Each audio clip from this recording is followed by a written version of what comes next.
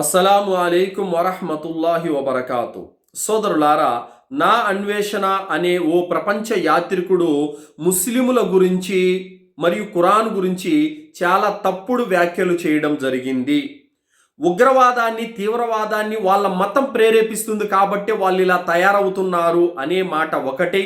కుక్కలు, పందులు ఏ విధంగా పిల్లల్ని కంటాయో ఆ విధంగా ముస్లిములు పిల్లల్ని కంటారు, తద్వారా దేశ జనాభా పెరిగిపోతుంది అనేటటువంటి మాట ఒకటి. ఈ రెండు వ్యాఖ్యలు అభ్యంతరకరమైనటువంటి వ్యాఖ్యలు చేయడం జరిగింది.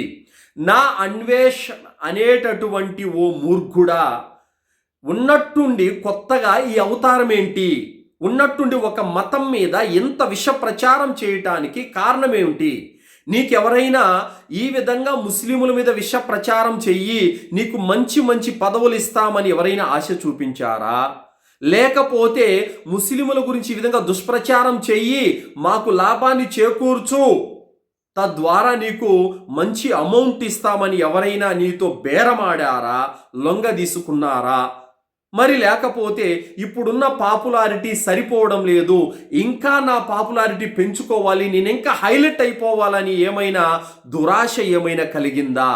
ఎందుకంటే గతంలో ముస్లిముల మీద దుష్ప్రచారం చేసినటువంటి వారు మంచి మంచి పదవులు పొంది ఉన్నారు.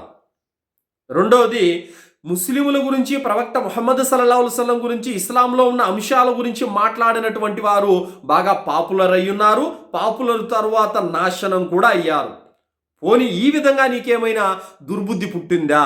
మరి ఉన్నట్టుండి ఇస్లాం గురించి, ఖురాన్ గురించి, ముస్లిముల గురించి నువ్వు ఈ విధంగా ఎందుకు ఇంత నీచంగా మాట్లాడుతున్నట్టు?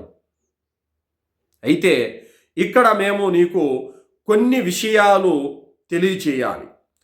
ఉగ్రవాదం అనేది, తీవ్రవాదం అనేది ఒక మతానికి సంబంధం లేదు.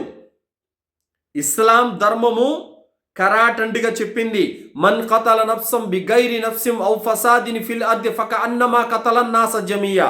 ఒక మానవుణ్ణి చంపితే అకారణంగా సమస్త మానవులను చంపినంత పాపము అని చెప్పింది ఖురాను గ్రంథం. ఒక మానవుడి ప్రాణాన్ని కాపాడితే సమస్త మానవుల ప్రాణాలను కాపాడినంత పుణ్యం అని చెప్పింది ఇస్లాం ధర్మం.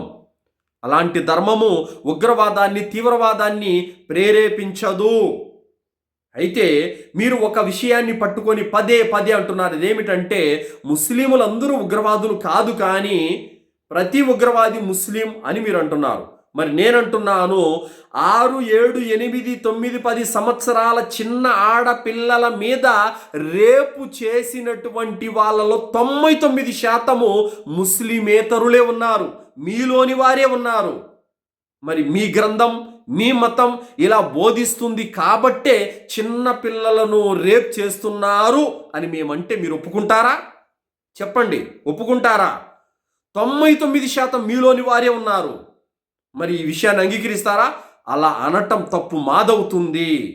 ఎందుకనంటే తప్పు చేసేవాళ్ళు, నేరాలు చేసేవాళ్ళు, పాపాలు చేసేవాళ్ళు ప్రతి మతంలోనూ ఉంటారు. మతానికి కానీ, కులానికి కానీ, వంశానికి కానీ సంబంధం ఉండదు సోదరులారా. కావున ఇక్కడ ఉగ్రవాదానికి పాల్పడినటువంటి వారిని అతి భయంకరంగా శిక్షించమని మేము కోరుకుంటున్నాము. శిక్షించండి. అధికారంలో ఉన్నది మీలోని వారే కదా. మా చేతుల్లో ఏమైనా ఉందా అధికారం? ముస్లిముల చేతుల్లో ఉందా? లేదు కదా. పిఎం దగ్గర నుంచి జిల్లా స్థాయి వరకు ప్రతి నాయకుడు మీలోని వాడే కదా. మరి అలా ఉగ్రవాదానికి, తీవ్రవాదానికి పాల్పడి మనుషుల్ని అన్యాయంగా చంపినటువంటి వాళ్ళని జైల్లో కూర్చోబెట్టి బిర్యానీలు ఎందుకు తినిపిస్తున్నారు? నడి రోడ్డులోకి తీసుకొని వచ్చి ఉరివేయండి. రేపు ఎవడైనా ఉగ్రవాదానికి, తీవ్రవాదానికి పాల్పడాలంటే వణుకు పుట్టేలా చేయండి. మరి అలా ఎందుకు చేయడం లేదు? మీ చేతుల్లో అధికారం పెట్టుకొని కూడా మీరు ఎందుకు అలా చేయడం లేదు? ఎందుకంటే ఇందులో కూడా రాజకీయ కుట్ర ఉంది. వాళ్ళు అలా బాంబులు వేయడము, వాళ్ళు అలా మనుషుల్ని చంపడము, అలా ఉగ్రవాదానికి పాల్పడటము అది మీకు అవసరం.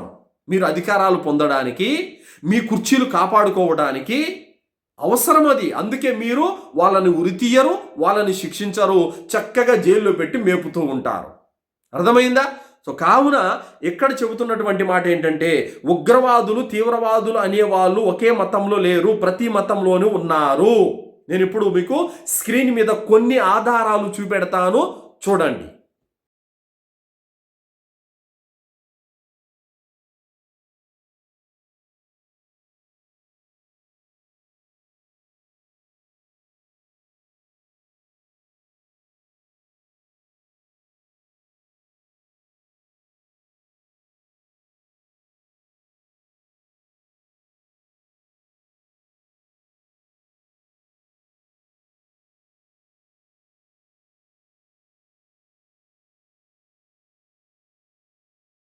చూశారు కదా సోదరులారా, వీళ్ళంతా ఎవరు?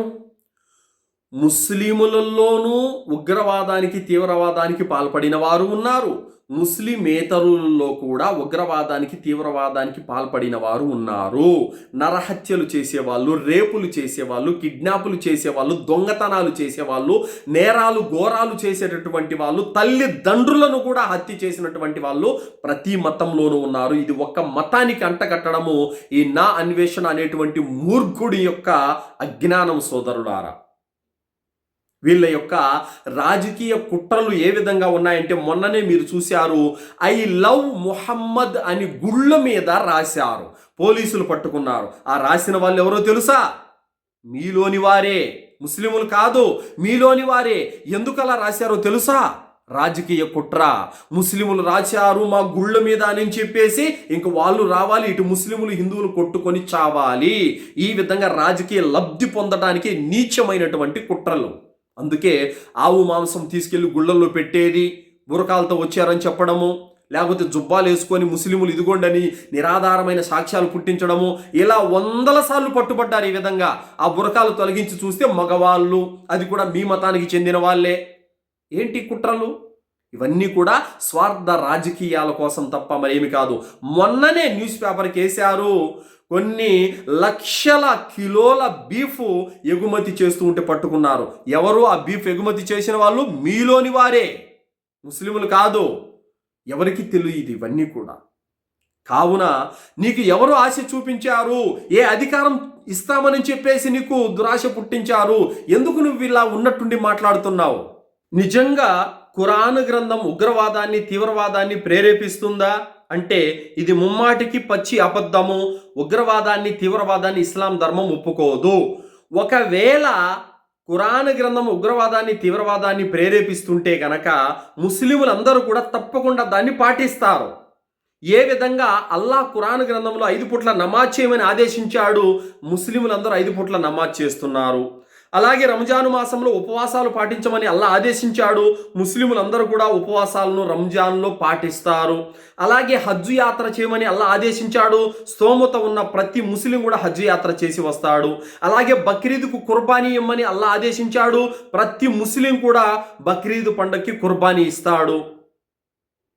మరి ఇన్ని ఆదేశాలు పాటించే ముస్లిము నిజంగా ఉగ్రవాదం తీవ్రవాదాన్ని ఇస్లాం ధర్మం ప్రేరేపిస్తుంటే మరి ప్రతి ముస్లిము చేయాలి కదా, మరి ఎందుకు చేయడం లేదు? ఎవడో నూటికో కోటుకో ఎవడో పాకిస్తాన్లో బాంబు వేస్తే అది ముస్లిములందరికీ అంటగట్టడం అనేది అజ్ఞానం కాదా, మూర్ఖత్వం కాదా? ఉగ్రవాదాన్ని తీవ్రవాదాన్ని ఖురాన్ ప్రేరేపిస్తుంది, అందులో మార్పు చేర్పులు చెయ్యాలి అనేటువంటి మాటలు ఈ మూర్ఖుడు చెబుతున్నాడు. ఖురాన్ గ్రంథంలో ఎలాంటి మిస్టేకులు లేవు, అది మీ కంటికి ఆ విధంగా కనిపిస్తుంది. పచ్చ కామిర్లు వచ్చిన వాడికి లోకమంతా పచ్చగానే కనిపిస్తుంది అన్నట్టుగా ఆ విధంగా మీరు తప్పుడు దృష్టితో చూస్తున్నారు కాబట్టి మీకు తప్పులే కనిపిస్తున్నాయి. అదే మీరు స్వచ్ఛమైనటువంటి హృదయంతో మీరు ఖురాన్ గ్రంథాన్ని చదవండి. సర్వ మానవులకు మార్గదర్శకత్వం వహించేటువంటి ఖురాన్ గ్రంథము మానవుణ్ణి నైతికంగా ఉన్నతమైనటువంటి స్థాయికి తీసుకెళ్తుంది తప్ప తప్పు చేయమని ఖురాన్ గ్రంథం చెప్పదు. తల్లిదండ్రుల పట్ల విధేయత చూపమని చెప్పినటువంటి గ్రంథం ఖురాన్ గ్రంథం. పొరుగు ఇరుగువాని యొక్క హక్కులు నెరవేర్చమని చెప్పినటువంటి గ్రంథం ఖురాన్ గ్రంథము.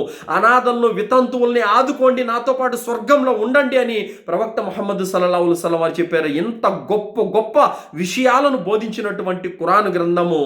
కుక్కకు నీళ్లు తాపినందుగా స్వర్గం పొందినటువంటి ఒక వ్యక్తి ఉన్నాడు. పిల్లిని అకారణంగా చంపినందుగా నరకానికి పోయినటువంటి ఒక మనిషి ఉన్నాడు.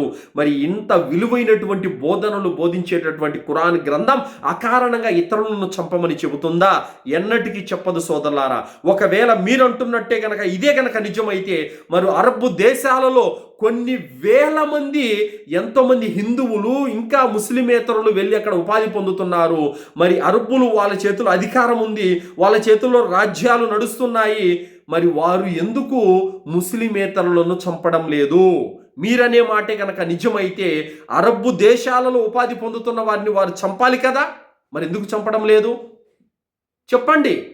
అల్లా నమాజ్ చేయమన్నాడు, ఉపవాసం అన్నాడు, కుర్బానీ అన్నారు, అన్నీ చేసే ముస్లింలు ఇది కూడా చేయాలి కదా, చెయ్యరు. ఎందుకంటే ఇది అల్లా ఆదేశము కాదు, ఖురాన్లో అలాంటి మాటలు కూడా లేవు.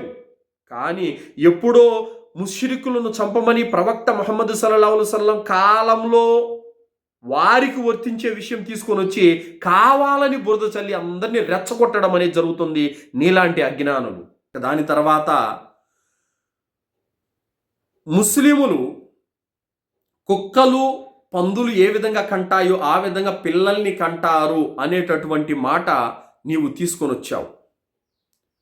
వాస్తవంగా చెప్పాలంటే 100 మంది పిల్లల కన్నా తల్లిదండ్రులు ఆ జంట ఏ మతానికి చెందిన వాళ్ళో నువ్వు కూడా చదివావు, ప్రజలందరూ కూడా తెలుసు. ఒక 40-50 సంవత్సరాలు వెనక్కి వెళితే ఒక్కొక్క తల్లిదండ్రుల సంతానం 8 మంది, 9 మంది, 10, 12, 13 మంది ఎవరుకున్నారో అది కూడా నీకు తెలుసు. సంతానం అనేది ఎవరికైతే ప్రేమ ఉంటుందో వాళ్ళు అధిక సంతానాన్ని కలిగి ఉంటారు. అయినా నేడు చాలామంది 2-3తో ఆపుకుంటున్నారే తప్ప 6 మందిని, 7 మందిని, 10 మందిని ఎవరు కనడం లేదు. అయితే అధిక సంతానం అనేది ఇది కూడా మతానికి సంబంధం లేదు, ప్రతి మతంలోనూ ఉన్నారు. కావాలంటే నువ్వు ఏదైనా ఒక గ్రామానికి రా, ఒక ప్రాంతానికి రా, అక్కడ ఏ మతానికి చెందిన వాళ్ళు అధిక మంది పిల్లలు ఉంటారో నిరూపిస్తాం. నిరాధారమైనటువంటి మాటలు, నిరాధారమైనటువంటి నిందలు ఇవన్నీ వేసి ఏ లబ్ధి పొందటానికి, ముస్లిముల మీద ఈ విధంగా దుష్ప్రచారం చేసి ఏ సంపాదించుకుంటావు నువ్వు? సో కావున ముస్లిముల మీద, ఖురాన్ గ్రంథం మీద ఈ విధమైనటువంటి తీవ్రమైనటువంటి బురద చల్లేటటువంటి వ్యాఖ్యలు చేస్తే కబడ్దార్, ఇంకొకసారి తీవ్రమైనటువంటి పరిణామాలు ఎదుర్కోవాల్సి వస్తుంది. కావున ముస్లిముల గురించి, ఖురాన్ గురించి, ఇస్లాం ధర్మం గురించి, ప్రవక్త ముహమ్మద్ సల్లల్లాహు అలైహి వసల్లం గురించి ఎవరైనా మాట్లాడే ముందు ఒళ్ళు దగ్గర పెట్టుకొని మాట్లాడండి. ఈ విధమైనటువంటి నిరాధారమైనటువంటి వ్యాఖ్యలు చేయటము తప్పు, ముమ్మాటికి ఇది అజ్ఞానము సోదరులారా. కావున నా అన్వేషణ అనేటువంటి వ్యక్తి ఈ విధంగా ఖురాన్ గురించి తప్పుడు వ్యాఖ్యలు చేసినందుకు, ముస్లిముల గురించి ఈ విధంగా తప్పుడు వ్యాఖ్యలు చేసినందుకు ఇతన్ని వెంటనే శిక్షించవలసిందిగా మేము ప్రభుత్వాన్ని కోరుతున్నాము. అస్సలాము అలైకుం వరహ్మతుల్లాహి వబరకాతు.